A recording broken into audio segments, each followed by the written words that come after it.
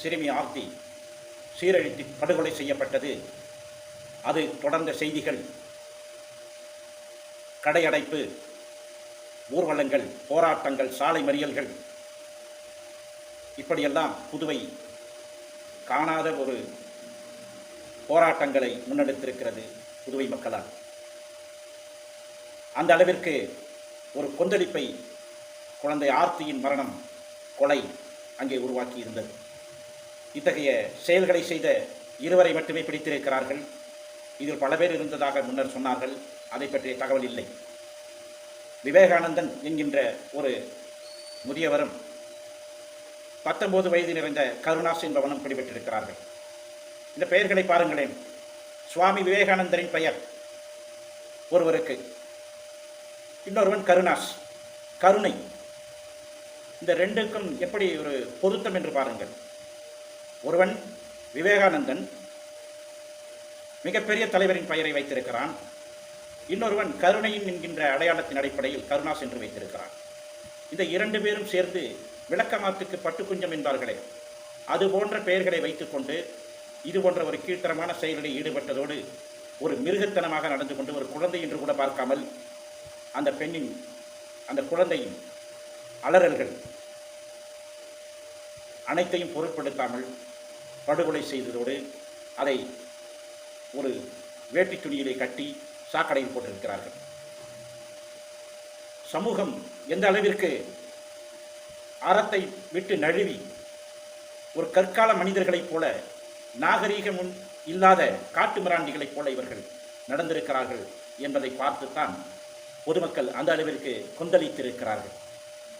புதுவை அரசு அந்த குடும்பத்திற்கு 20 லட்சம் ரூபாய் இழப்பீடு அறிவித்திருக்கிறது. ஆனால் புதுவை அரசு இந்த சமூக விரோதிகளை களையெடுப்பதற்கான நடவடிக்கைகளை என்ன எடுத்திருக்கிறது என்பதுதான் கேள்வி. வெறுமனே முத்தியால்பேட்டை காவல்துறை நிலையத்தை சார்ந்த அத்தனை பேரையும் இடமாற்றம் செய்தது என்பது வரவேற்குரியதாக இருந்தாலும் கூட அடிப்படை மாற்றங்கள் வராமல் சமூக சீர்திருத்தம் என்பது வாய்ப்பில்லை. அந்த அளவிற்கு புதுவையிலே போதைப் பொருட்கள் நடமாட்டம் அதிகரித்திருப்பது மக்களுடைய கவனத்திற்கு வந்திருக்கிறது. இதுவரை இல்லாத அளவிற்கு பொதுமக்கள் கொதித்தெழுந்திருக்கிறார்கள் என்று சொன்னால் அங்கே அன்றாடம் இது போன்ற நிகழ்ச்சிகள் சர்வசாதாரணமாக நடந்து கொண்டுதான் இருக்கின்றன என்பதற்கான அடையாளமாகும். ஆர்த்தியின் மரணம் தீயாய் பற்றி கொண்டது. அதனால் அது பிரபலப்படுத்தப்பட்டு விட்டது, பிரபலமாகிவிட்டது. எல்லா மீடியாக்களாலும் கவனத்தை ஈர்க்கப்பட்டு விட்டது. அகில இந்தியாவும் புதுச்சேரியை திரும்பி பார்க்கும் அளவிற்கு அது நடந்தது. ஆனால் எல்லா குழந்தைகளுக்கும் அப்படி நடக்கிறதா? எல்லா கொலைகளுக்கும் அப்படி நடக்குமா என்றால் இல்லை.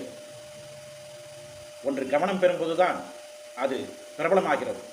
கவனமில்லாத எத்தனையோ வழக்குகள், எத்தனையோ கொலைகள், எத்தனையோ அப்பாவிகள் அனுதினமும் இந்த கொடுமைகளை அனுபவித்துக் கொண்டுதான் இருக்கிறார்கள். ஆகவே அரசாங்கம், குறிப்பாக புதுவை அரசு, ஆளுநர் தமிழிசையின் கட்டுப்பாட்டில் இருக்கிறது. பெயரளவிற்குத்தான் ரங்கசாமி அவர்கள் அங்கே முதலமைச்சர். பிஜேபியினுடைய கட்டுப்பாட்டில் இருக்கிறது அரசாங்கம். இவர் கையாளாகாதவராக ஒரு பெயரளவிற்கு பெயர் தாங்கியாக இருந்து கொண்டிருக்கிறார். ஆகவேதான் தமிழிசை அவர்கள் அந்த சிறுமி ஆர்த்தியின் உடலுக்கு அஞ்சலி செலுத்த வந்தபோது பொதுமக்கள் கொதித்தெழுந்து அவரை விரட்டி அடித்தார்கள் என்பதை பார்த்தோம். தமிழிசை போன்றவர்களுக்கு கொஞ்சமும் மனசாட்சியே இருக்காது. ஒரு சிறுமி என்றால் எல்லோரும் சிறுமிதான், ஒரு குழந்தை என்றால் எல்லோரும் குழந்தைதான். ஆனால் இதிலே இவர் மத பாகுபாடு பார்த்து எதற்கு கண்டனம் தெரிவிக்க வேண்டுமோ அதற்கு தெரிவிக்காமல் அவர் வேற்று மதத்தைச் சேர்ந்தவராக இருந்தால் வாய்மொழி மௌனியாக இருப்பார் தமிழிசை. ஆனால் பேசுவது மட்டும் மிகப்பெரிய யோக்கியரை கூட பேசுவது தமிழிசையின் வாடிக்கை. காஷ்மீரி ஆசிஃபா கொல்லப்பட்ட போது வாய்மூடி கிடந்தவர் தான், அவருடைய ஆட்கள் தான், அவருடைய கட்சியைச் சேர்ந்தவர்கள் தான் அந்த குழந்தையையும் இதைவிட கொடுமையாக, அதாவது இந்த குழந்தையை ஒரு நாள் தூக்கி சென்று போய் மறுநாள் கொன்றுவிட்டார்கள் சில மணி நேரங்களில். ஆனால் குழந்தை, காஷ்மீரைச் சேர்ந்த குழந்தை ஆசிஃபா அவர்கள் அந்த குழந்தையை தூக்கி போய் அருகிலே இருக்கின்ற ஒரு கோயிலுக்குள் வைத்து பல நாட்கள் கொடுமைப்படுத்தி சித்திரவதைப்படுத்தி கொண்டிருக்கிறார்கள் இவருடைய கட்சியைச் சார்ந்தவர்கள். அவள் அனுபவிக்காத சித்திரவதை எத்தனை இருந்திருக்கும்? அவர் அனுபவித்த சித்திரவதை என்பதை எண்ணி பாருங்கள். ஆனால் அதற்கு வாய் திறக்காமல் ஊமையாக திரிந்த ஒரு ஜென்மம் தான் தமிழிசை. இதற்கு பெயர் தமிழிசை. கேவலம் இது ஒரு விளக்கமாத்துக்கு பட்டு குஞ்சம் தான். ஆம், இந்த பெயர் தாங்கிகள்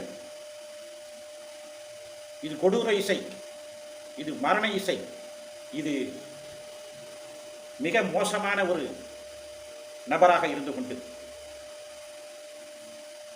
பெயரளவிற்கு நானும் இங்கே இருக்கிறேன் என்பதற்காக அங்கே அஞ்சலி செலுத்த ஆர்த்தியின் உடலுக்கு வந்தார்.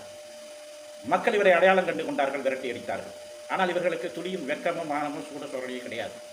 அதையெல்லாம் உதித்துவிட்டு முகத்தை துடைத்துவிட்டு சிரித்துக்கொண்டே பேசுவது இவர்களுக்கு வழக்கமாக போன பாணி.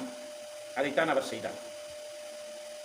பொதுமக்களால் வெறுக்கப்படுகிறோமே, விரட்டப்படுகிறோமே என்கின்ற அந்த உணர்வு, அந்த அவமானம், அந்த அசிங்கம், அதையெல்லாம் அவர்கள் பெரிதுபடுத்த மாட்டார்கள்.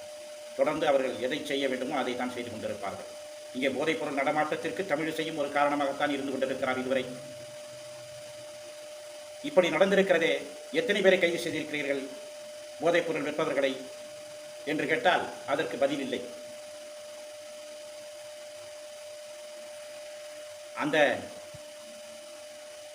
பதிலில்தான் இத்தகைய மரணங்கள் தொடர்ந்து நிகழாமல் இருக்க வாய்ப்பு இருக்கிறது. ஆகவே முதலில் அந்த போதைப்பொருள் விற்பவர்களை, அவர்களை மூளையாக செயல்படுவர்களை கைது செய்ய வேண்டும் என்பதுதான் பொதுமக்களின் கோரிக்கை.